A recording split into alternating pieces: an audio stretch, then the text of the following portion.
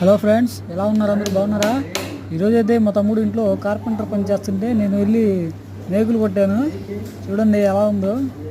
మేకులు కొట్టడం కూడా నేర్పించాడు మా తమ్ముడు నాకు. వల్ల మీ ఇంట్లో కూడా ఏమైనా పనులు ఉంటే చెప్పండి. కార్పెంటర్ వర్క్ సూపర్గా చేస్తాడు మావాడు. కావాలంటే డిస్క్రిప్షన్ లింక్లో మన నెంబర్ ఉంటుంది.